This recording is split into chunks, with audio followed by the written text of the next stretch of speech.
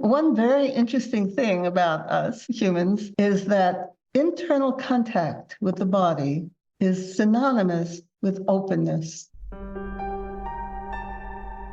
Awareness, the final frontier. This is Awareness Explorers.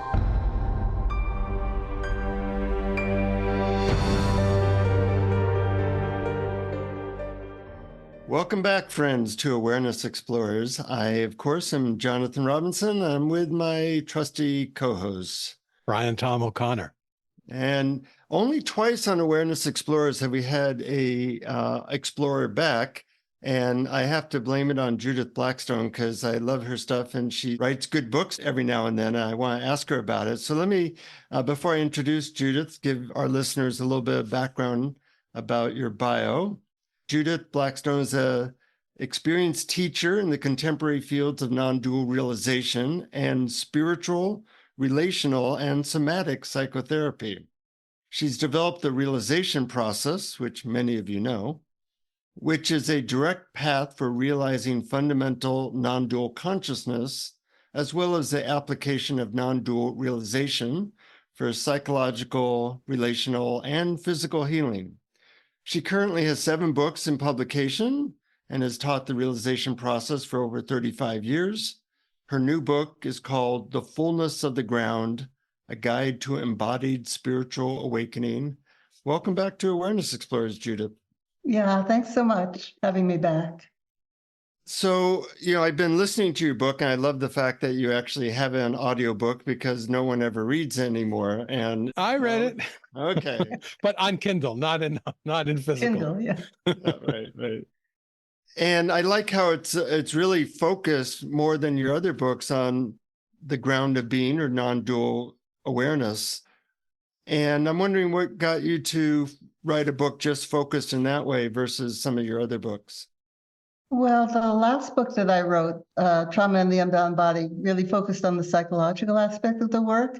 Mm-hmm. And there's several aspects to the realization process, but really this is the basis of it, the uncovering of fundamental consciousness as our ground identity. So I wanted to make sure too, of course I teach, and a lot of questions come up about this, and there's so many non-dual teachers now, and people come and, my teacher says this and my teacher says that, and so just to kind of put that all in context so people might be able to have somewhat of an easier time navigating through all those different teachings, and also to talk about the experience itself of fundamental consciousness so it doesn't get too abstract or too much into conjecture, metaphysical guesswork, but actually what it feels like to know oneself as fundamental consciousness.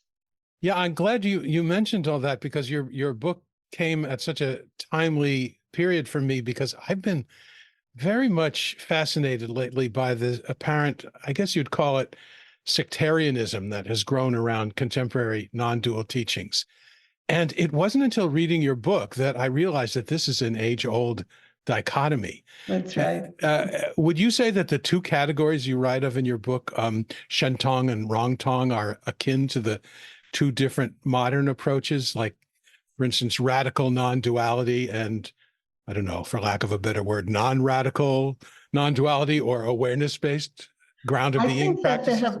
I think that there have always been the two schools, and it's the Tibetan Buddhists who actually named those two categories, and that was so helpful for me when I came across that, because a lot of the non-dual teachings, as you know, teach that there is no self, that we don't exist, that we don't have emotion. If we have emotions, we haven't realized ourselves, haven't realized it, haven't realized non-duality.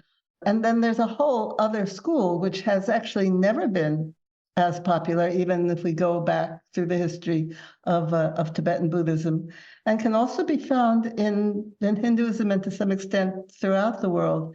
The idea that there is an actual ground of being, whatever we want to call it, pure consciousness or self, or Rigpod has so many different names in the spiritual literature, but there is a reaching that ground or reaching that foundation. And then it really does feel like there is someone here, and to me, that's the real mystery, the feeling that there is someone here, that there is existence. So I've always been more drawn to that school. And I think it's important simply for people to go towards what they're drawn to what makes sense to them. But I wanted to bring out more about this ground of being and how we can find it in the spiritual literature. I'm not making it up. It's always been part of the esoteric, especially the Asian, but the spiritual teachings. Mm-hmm. Well, how would you define the ground of being? The ground of being, as far as I know, is the actual experience of an undivided consciousness that we can open to, that takes a certain amount of inward and subtle attunement. And then we can actually find and feel ourselves as a very subtle, unmodified consciousness. Consciousness itself, and it's also been called consciousness conscious of itself, or self-knowing consciousness. And when we uncover it, we not only get to the ground of our individual being, which I think is so important these days to emphasize, and hasn't been emphasized much in the traditional teachings, but we do get to that wholeness, internal wholeness, ground of our individual being. But at the same time, in the same exact way, we get to a transcendence of our individuality. We get to a self-other oneness in which everything seems to be, and I have to say seems to be, pervaded by or made of this one undivided consciousness. So if we look through the spiritual literature, we can find descriptions of that experience throughout the history of Buddhism and Hinduism as well, of the different philosophies that we call Hinduism, and even to some extent in the esoteric Western religions, that people have always been able to find that ground. They may interpret it differently, but the description, if we read the description, it's recognizably the same throughout the world. Mm-hmm. There's different ways to get there, and correct me if I'm wrong, but I would say that the realization process in your teachings are largely focused in a somatic way compared to some other teachings. Would you say that? And would you say, I'm wondering what you feel in your long history as teaching helps people the most to discover the ground of being? Of course, the word somatic can also be interpreted in different ways, but definitely I think it's important to experience oneness as including our own being, as pervading our own body. Because very often people talk about non-dual awareness and they'll make this kind of gesture, like it's something out there or something just around their head. And then we don't get to that most subtle attunement to ourselves, which is that unbroken ground of consciousness. So somatic in the sense of including that it pervades the body. Now, we don't get to the body so much as the being in the body, than the most subtle level of that being in the body. But yes, we approach it through the body. We approach it through inhabiting the whole internal space of the body, and then experiencing that space that pervades the body also pervades the environment. So we're working through the body. We're also working, as many other lineages do, to go in through a very subtle channel that runs vertically through the torso, neck, and head, which has been called Sushumna, and called the central channel in Buddhism. Very important. So to get there, it's very important because it's a portal into that very subtle consciousness. And to get there, of course, we need to focus inwardly, and very fine focus to get to that core.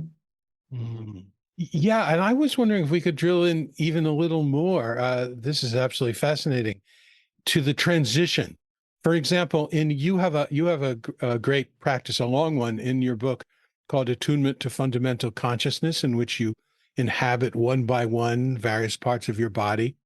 And then after all of them, you experience the space of fundamental consciousness. But I was wondering if you could expand for our listeners a little bit about the connection, how sort of inhabiting each of the body, how that can lead to experiencing fundamental consciousness. Yeah. So one very interesting thing about us humans is that internal contact with the body is synonymous with openness. So wherever we're in touch with the internal space of our body, we're also clear, open to the environment, right? So contact with our own form is at the same time transcendence of our own form in that way, right? And not only open to the space in front and around us and above and below us, but also opens us to the most fluid responsiveness of our being to the world around us. So, for example, if we live within our chest, if we actually contact that internal space of our chest and not only be aware of it, but actually experience that we are there, that we're living there, that, that we are that internal space of our chest, then at the same time, we have that contact with ourselves. And at the same time, we can then experience the space inside and outside our chest at the same time. The barrier, right, the supposed barrier between in and out naturally dissolves, naturally becomes permeable. We can still feel our edges anytime we want to, but that becomes a permeable perimeter to ourselves. And at the same time, living within our chest, our emotional freedom becomes more fluid, right? We become more emotionally responsive. We can feel love, which of course is wonderful, compassion, but we can feel all our emotions deeply. The more inward contact with ourselves, the more fluidly our emotions, our thoughts, our physical sensations such as pleasure and pain, all of our responsiveness becomes free as we make that inner contact with ourselves. Now, I start with going through the body part by part, because if I just tell people to be in their body, they'll leave out the parts of themselves that are not familiar, right? We all grow up inhabiting ourselves only partially. And that may be even after we're way enlightened, it's still going to be partial. But for most of us, quite partial growing up because of the way we've protected ourselves, the way we've constricted ourselves, the way we've mirrored the constrictions of our parents and so forth. So we don't inhabit ourselves entirely, right? So if I say just be in your body, you may very well leave out your legs or the internal space of your brain, your arms, and then you don't get to that wholeness that then opens into the oneness. So that's why we go part by part through the body, just so we don't leave anything out. I see. Yeah. Wow. That really does clear it up in a very vivid way. Thanks. I have a question in using the realization process meditations, or some of them. You'll say things which I think is a great distinction. It's very helpful to me. Try not to, like, say, inhabit your foot from your head. Inhabit your foot from your foot. Right. And that's a very useful distinction, and also challenging as well. Yeah. There's almost like a sense of maybe a little bit of fear or surrender that is required to do that. And I'm wondering if you have any tips on what helps people to inhabit their foot, not from their head, but from their foot. Well, it does take practice, right? And it takes patience. And it takes, being a good teacher to ourselves in order to gradually do that. People will sometimes ask, well, who am I going to be if I just let go of this, awareness up here? And the answer to that, of course, is that you'll be more aware, more conscious with your whole being, and you'll feel more of your own existence, not less. But that does take that little bit of a leap of faith, and that's why we enter it gradually. If someone is really afraid to come into their body, it's usually because they've had to be less conspicuous growing up, that there was some real danger in terms of really being there in themselves. And so if someone wants to go very slowly, we respect that completely. But then the question is, well, where can you enter into your body? Where does it feel comfortable or safe or familiar to be in your body, right? And then that part can begin to teach the rest. Well, you can be in your hands, how about your knees? Can you be in your knees? And so forth. Right. You also, in this book, talk about how to bring this into daily life, which I think is really the cutting edge. A lot of people can feel present or awake in meditation or being still, but as soon as they deal with a trigger of their partner or the grocery store, they lose it all. And I'm wondering how you encourage people to bring it into their life. I mean, that again is practice, and it's also knowing, that this is possible. I remember, in the old days, when we used to go to these non-dual conferences, and people would be like, "Well, can you possibly have a relationship in non-duality? Because it means there are two." But the actuality of the experience is that relationship actually becomes much deeper. Our relationship with other people, we meet through the depth of ourselves, and relationship becomes much more fluid in our responsiveness, and also deeper in the actual connection ground to ground. So knowing that, right? Knowing that, and we have particular practices in the realization process that focus on, that are meant just for people to practice together, for two people to practice together, or even for a group to practice together, to feel that depth of connection that we can feel as fundamental consciousness, and also the depth of connection that we can feel core to core, right? Coming into that subtle vertical core of our being with another person. There's an actual resonance, almost a kind of ring that you can hear when two people meet core to core like that. So knowing that and practicing that, then we can take it out into the grocery store or wherever we go, feeling that we're in our body. And that, of course, takes practice, to stay in the body, even when there is a trigger, right? Even when there is, something that reminds us of something painful that happened to us. To be able to stay there, that requires fairly consistent practice of being in the body. After a while, we just find ourselves there. There's a natural internal coherence that happens as we practice being in the body. And then we don't need to remember to put ourselves there. We're just there. That takes a little while, right? But we can start out walking down our street, inhabiting our body, and notice when we leave it.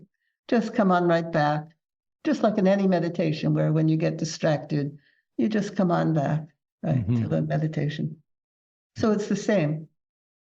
We have a practice where I practice just like making an energy current or practicing an imaginary little red ball through someone's space and letting them practice feeling how they're actually transparent, that actually experience themselves as permeable so that anything can pass through.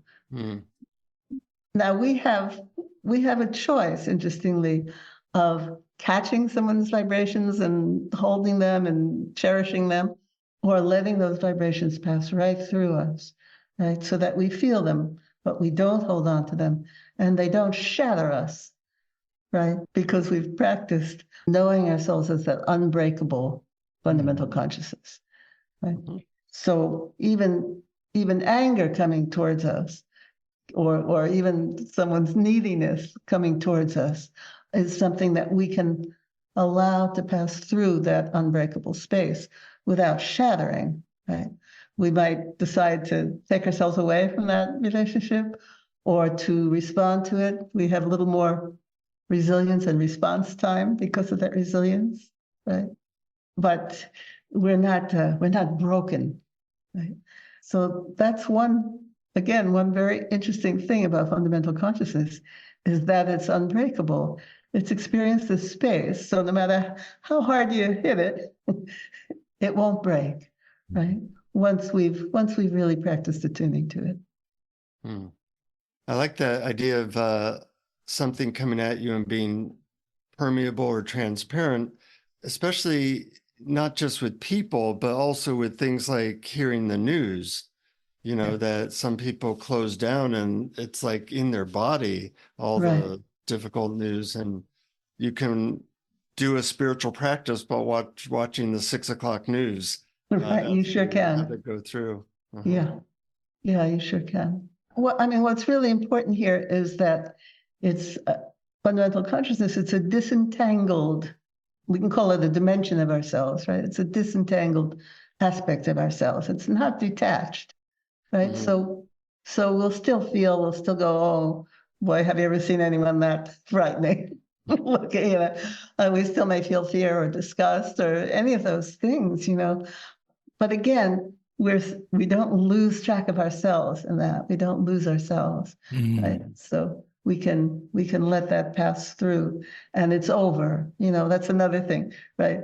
Our emotions flow through us fluidly. They dissipate, right? They arise and they dissipate rather than us holding on to them. Oh, I'm so angry, and now I'm angry that I'm angry, and So the same with the 6 o'clock news. Unfortunately, for a lot of us, I think it's the 7 a.m. news when we turn on our computers. So then for people practicing by listening to the news, the idea is not to no longer have feelings or reactions to what's seeing, but being transparent, being so relaxed, being so permeable that they don't come in and then whirl around in little eddies forever. But they can leave. Would that be a good description? That's right. So that they don't progress to despair. Aha.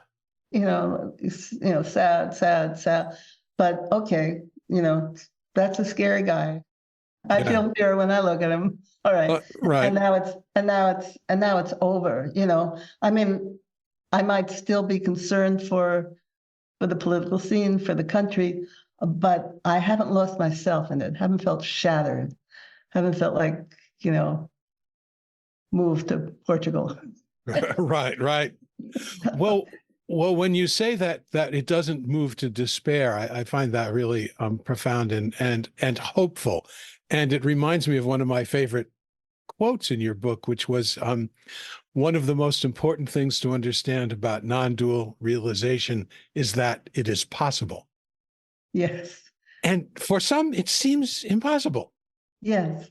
But it's so possible. It's so possible. And even the old teachings, that have come up to us from India and from Tibet seem to put this ground of being as some sort of very advanced attainment. And I think things have changed, perhaps. I also kind of suspect a little bit of spiritual capitalism there. Stay with me for 30 years and you'll get there. But I think, we have progressed, in fact. And now it's really within reach. We can open to that ground of ourselves. It is within our own being. Yeah, I think I've noticed what you're saying, Judith, that in the 90s, when I was doing lectures and teaching, it might take an hour for people to feel what could be called non-dual consciousness. And now if I teach or lecture, it seems like it takes about 3 minutes. Yes. We're more open. At least the people who come to us are more open. Yeah. Less obstacles. I wanted to delve into a little bit of a possible confusion people might have about fundamental consciousness. You wrote, fundamental consciousness is your own nature. It is accessible within your own body. So to clarify, is fundamental consciousness something the individual has, or is there my fundamental consciousness within my body and your fundamental consciousness with your body, or are we connecting to a universal fundamental consciousness? Brian, people have been asking that same wonderful question for centuries. Yeah, right. Because how can we tell, And you'll see different teachings will say, your own mind clearly perceived. Sometimes the Zen will teach that, but it's just your own mind clearly perceived. The Hindus are pretty clear that this is the nature of the universe that we open to. It's the most, amazing question, extraordinary question. Now, when two people both attune to fundamental consciousness at the same time, it really feels like we're opening to that same one space. if we can trust, what it really feels like, then my vote is more towards that that it's actually one consciousness that we can attune to. Now, I don't know if we can call it a thing, like a dimension, although I do use those terms, but it's an attunement, it's our most subtle attunement to ourselves and the world. So, that's what opens us to that undivided consciousness. So, now we go beyond my knowledge for sure. And even reading the spiritual literature, there's so many different points of view on this. But the opening to it as a group clearly feels like we're opening to that one space that's actually there. Yeah, yeah. And it reminds me of like way back when I started making up little games for myself. I would walk down the streets of New York and look at strangers passing by and think, what is it like looking out through their eyes as they pass? And I would imagine it. And then I realized, because everything that appears is something that just appears in that whatever that's looking out through their eyes, that it didn't have qualities of its own, all qualities appeared in it. And if it didn't, therefore it must be absolutely identical with what's looking out through my eyes. And so you can stop there and just say, yes, it's the same, what's looking, but if for some like little intuitive leap further, for me, it all of a sudden started to seem the same, not just identical, but one, like something looking like the million-eyed mind. I think, and this again, and just, it has to be speculation, but I do think that there is that level in which we are the same, and we can connect to that sameness. I think our differences are also important. Like when I teach psychotherapy, non-dual psychotherapy, it's really important that how each person is regarding the world is molded by their history and so forth. And empathy is really, like Heinz Kohut said that beautifully, is really being able to put yourself in the other person's shoes and look out through their eyes. And then it's not the same. It's like what you're seeing, what I'm seeing, is going to be colored by our history, by our likes and dislikes, by everything. But then there's a level more subtle than that, in which we really seem to be one. And when we also connect core to core, and you can get a whole room of people all ringing on that one core, as if there's really just one center for all of us. Yeah, I've experienced that, and I love what you said, because a lot of people, when they think of oneness or non-duality, they think that somehow that the individual person is an illusion and doesn't exist, et cetera, as you talked about before. But there's a paradox that I've experienced when you're connecting with that sort of universal, the universal connectivity that we're looking through, that the individual personalities, with its strengths, with its weaknesses, with its likes, desires, doesn't get suppressed. It somehow comes alive and gets more relaxed and free to be authentic. Have you found that? Yes, absolutely. I mean, this fundamental consciousness pervades everything, but it also reveals everything in its uniqueness, because if you and I sat down to have a conversation, we'd have plenty to say, and it would be based on our differences, really. I mean, some shared experiences, but how we each saw those, where we each grew up, there'd be, I mean, I've been married 41 years. We still have stuff to say, and it's not because we're the same. It's because, we'll see something slightly differently and talk about it. So yeah, they're both beautiful. I don't think we interviewed you for your previous book, which was Trauma on the Unbound Body. I'm not sure if when we did that interview, if you had written it yet, but I'm wondering if you would be able to say a little bit about your approach to trauma and deconditioning, because that's such a big topic nowadays. Yeah. And what's unique about the realization process in dealing with trauma. Yeah.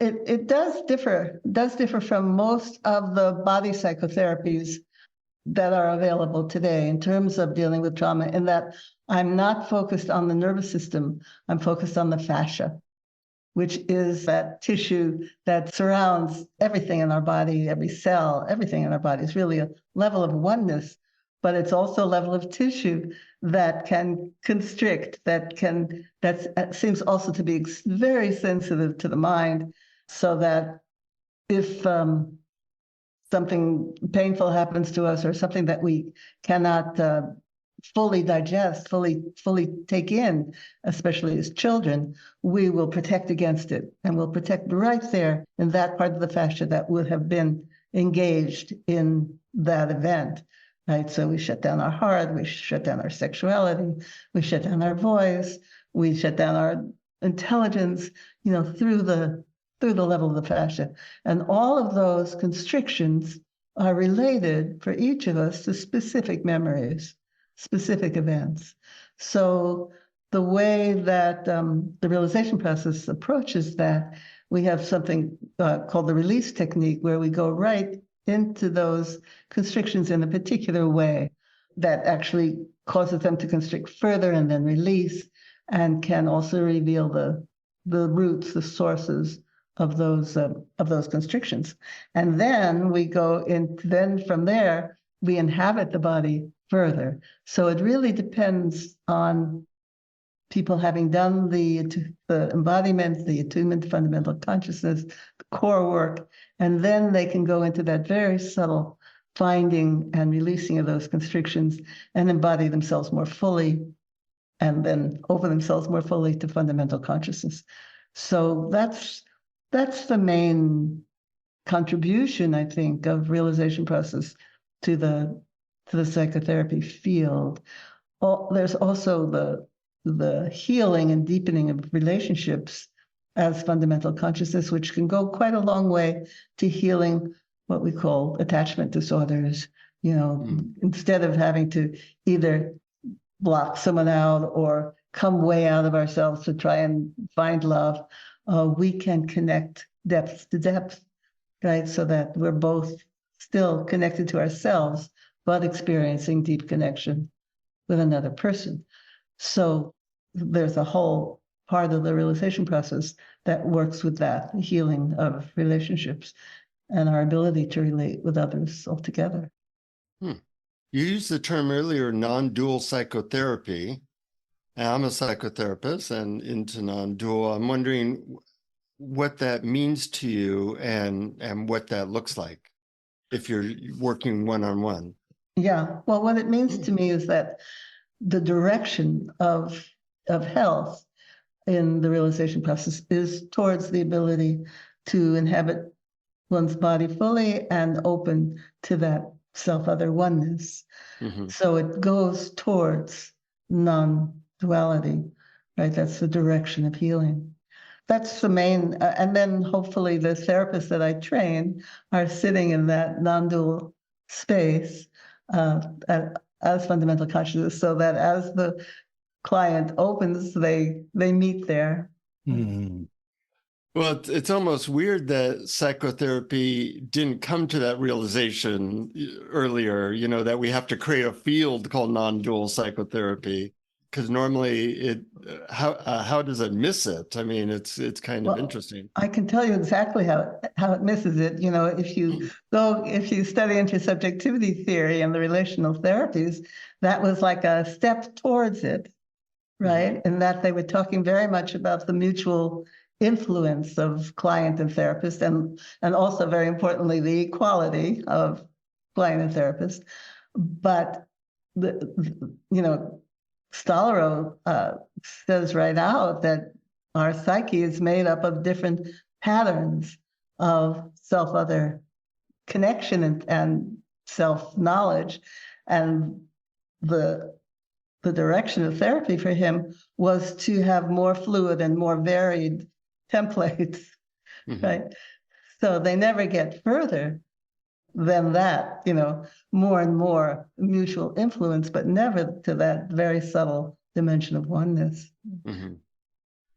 Right. What I was wondering when you were talking about that was whether in non-dual therapy, there is more importance on the therapist being there in a fundamental consciousness space. In other words, embodying that ground of being at the time and being open, rather than telling the patient, it's all one, you do not exist. I mean, obviously, I doubt you would ever say anything like that. In fact, but I have heard therapists say that.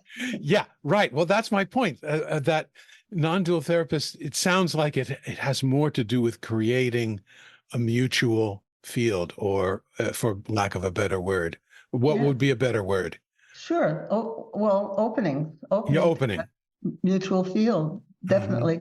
And the oneness field, because there's a mutual field of influence that intersubjectivity and various relational psychoanalysis theories came up with, are very important, that we influence each other as we go along in the therapy or in any relationship. But this oneness field, it has a spiritual taint to it that we can't get away from, that has been rejected by a lot of the psychotherapy field. So it does bring in that very subtle, I mean, it takes a little work, also. It takes a little work to get to that refinement, to get to that subtlety. So people have to know about it, have to yearn for it, and want to do the work. Mm-hmm. You mentioned that you've been married over 40 years, and I'm curious if you, I've been married over 20 years, and Brian's married as well. Are you able to, do you have the same path with your husband, or is it he's on a different path? I know, like with my wife, she has a very different path than me. And we try and find, like, where can we connect? I'm wondering how that is for you. Yeah, well, for Zoran and I, we've definitely been on the same spiritual path all along, and that's been quite wonderful. We met at the Zen Mountain Monastery, 1980, and we picked each other out of that crowd immediately as not quite fitting in, and the first gesture he made towards me was to leave in my room Gunther's, Herbert Gunther's book on Tibetan Buddhist non-duality. So we pored over that book, and we pored over the idea that, there's non-existence, and we pored over, all of the, like, if you have no desires, what's the worth of why live, all of that. So we spent that whole year at the Zen monastery examining all of that, exploring all of that. And we've been pretty much on the same path ever since. Then we went to the Tibetan Buddhist monasteries and sat there together. We went to India together and had an Indian teacher for many years. We've been on very much the same path. Now, he went in a different direction professionally, which I think helped us quite a bit. I think if we'd also been on the same path professionally, it would have been too much. But he became a scientist, which is not where my mind goes at all. Mm-hmm. So he's a neuroscience researcher, researching meditation. So we can have a lot to talk about there. What science says about it, what I've discovered. But in terms of our realization, we've been on pretty much the same path. Wow, I would love to be a fly on the wall for some of those conversations. That sounds so fascinating, to compare these spiritual concepts with science. Yeah, it's been very, very interesting. Yeah. So we haven't tired of talking to each other about all that at all. Yeah. Do you think some of these gadgets are coming out? I have a few of them. that deal with EEG training and such. Are they useful, or are they more distractions? I don't know. I personally don't care for them, but that might even be my gender. I don't know. But I think you need to go from the inside out. But Mm-hmm. the truth is, anything that's helpful is great. And speaking of helpfulness, for people who read The Fullness of the Ground, which is wonderful, I recommend it. There are a lot of exercises in it. So how do you recommend people approach it? Should they do them in order, and if they do those exercises cover the whole thing, or would it be better to work with someone, et cetera? What are your recommendations?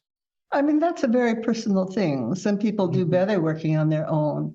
And I think they can do the practices as they're written in the book in that order. But if they would rather skip around, it's one's own mind and one's own body. So they should do what feels best. I think at a certain point, it's good to work with someone or in a group where there is someone who can say, yes, now, you're at the core, you're a little to the right of it, come back. But I know for myself, I worked for quite a bit on my own and was really very glad to do that, to make that exploration on my own. Mm-hmm. Is there anything that we have missed that you feel is important to bring up or talk about? Not really. I mostly emphasize in The Fullness of the Ground the various aspects of non-duality, non-dual realization that we can cultivate. And those are the steadiness, the unwavering quality of fundamental consciousness that experiences stillness, the depth that we get both inward and outward simultaneously, the subtlety, the fluidity as we know ourselves as that stillness, and we can let go of our grasp on the changing content of experience. So those are the kind of categories that I cover in the book. And then each of the practices help with that particular aspect of non-dual realization. Now, I know we've had Michael Leiden on the show before, and you must have a bunch of teachers that teach this, and can they be contacted through you or your website, or how's that work? Yeah. Realizationprocess.org is the website, and there's a list of the senior teachers. I recommend every one of them. I'm retired from private practice, so definitely if people want to work one-on-one, they should choose one of them. There's also a list of teachers by area, many of them also very skilled and very experienced. So yeah, through the website, and then my whole teaching schedule is on there. Oh, nice. Any last questions, Brian, or should we go to guided meditation? Oh, I think this would be a perfect time to go to the guided meditation. I'm looking forward to it. The guided meditations, the realization process that have come from you and Michael, they're so rich and delicious that I always look forward to them. I'm so glad. So I thought I would go towards the steadiness meditation, the steadiness aspect of fundamental consciousness. So anyone watching who would like to join, come sit up. For this, it's best really to sit upright on a chair with your feet on the floor.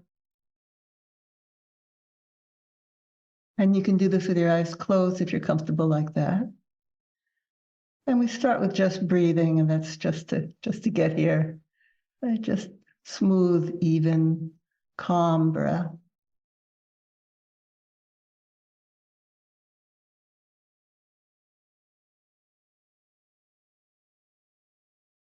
Right, you can even count 2 counts to inhale, 2 counts to exhale, just to calm the breath, or whatever number is comfortable for you.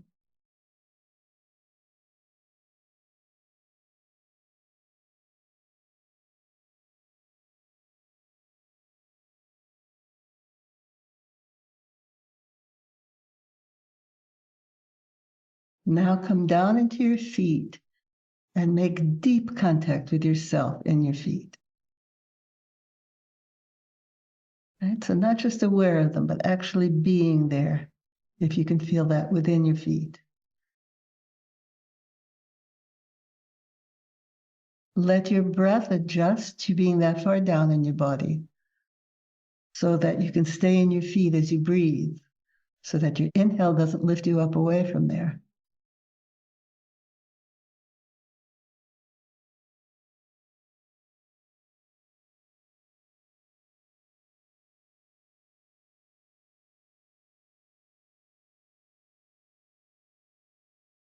And now inhabit your whole body, including your feet. And that means contact with yourself everywhere in your body. Okay.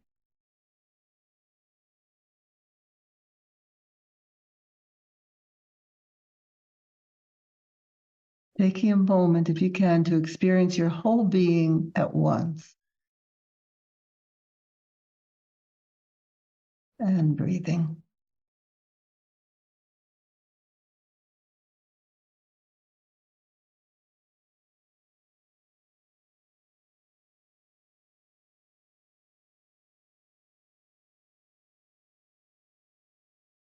Now find the space outside your body, the space in the room, keeping your eyes closed.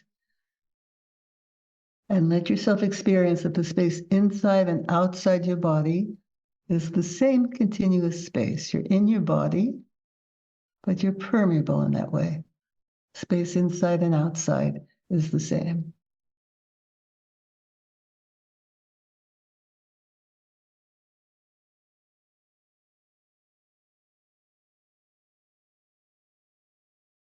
You may be able to feel that you are that space, right? That space of fundamental consciousness.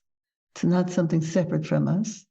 So see if you can feel that you are that space pervading inside and out.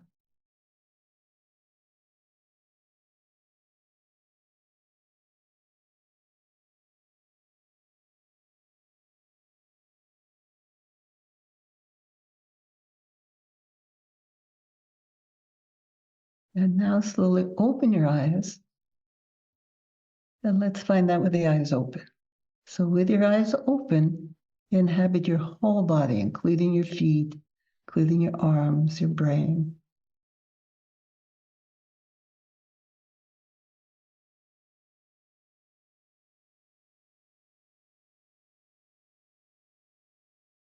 And once again, with your eyes open now, let yourself experience your whole being at once, your whole self.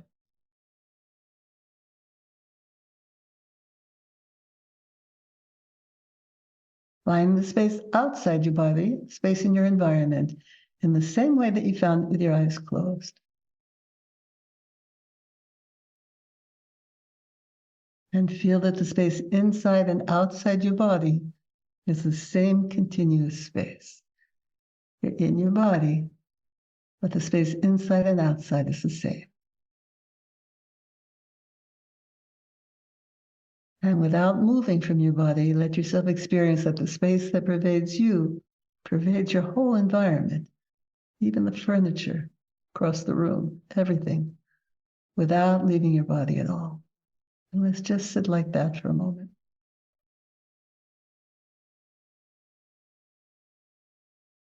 Now, this fundamental consciousness, this pervasive space, is experienced as a blend of presence and emptiness. So let's attune to that for a moment. Let yourself experience being in your body as empty, right? Like you're an empty vessel, completely receptive. And now let yourself experience that emptiness pervading your body and your whole environment. Everything made of emptiness. Everything will still be there, of course, but it's pervaded by this empty space.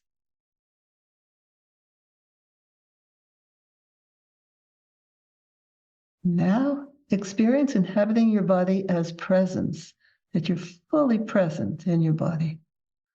And not just shining from the outside of your body, but present all the way through your whole being.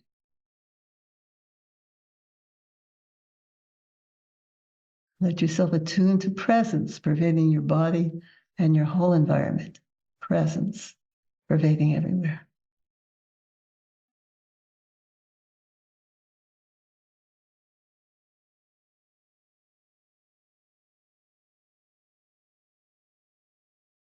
Now, once again, come on into your whole body. Experience being in your body as presence and emptiness at the same time. Let yourself feel that if you can. Presence and emptiness. And presence and emptiness pervading your body and your whole environment.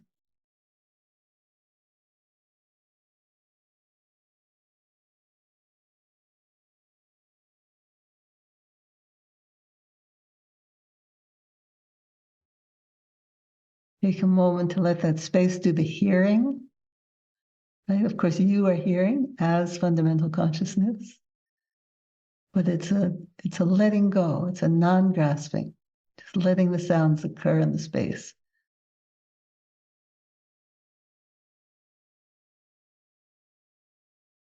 Letting the space do the seeing, same thing. Right? The space pervades the visuals just happening in the space. Of course, you are seeing as fundamental consciousness.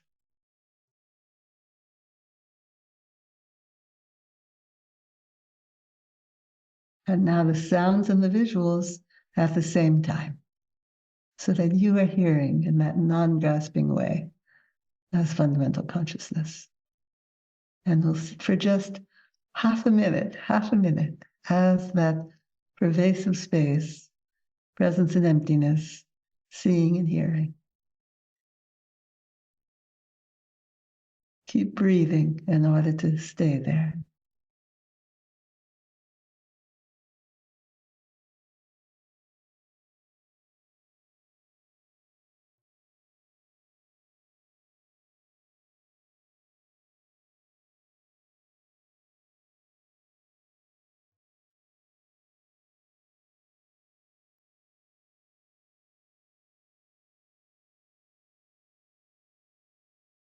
Okay, good. And relax, yeah.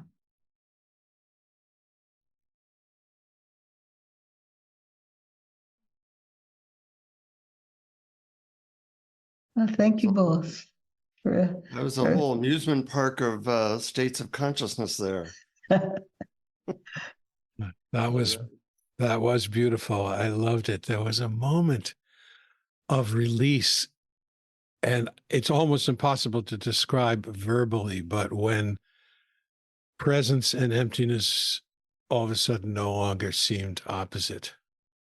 Yeah, they blend together. And that's when we get that pervasive space. Yeah. Wonderful. Yeah. Yeah. Well, thank you so much, Judith. We love your work. People can go to realizationprocess.org for more. Yes. Yeah. And the book is, I forgot the title because you The Fullness of the Ground. The Fullness of the Ground. Yeah. The subtitle is A Guide to Embodied Awakening. Thank you so much. Yeah.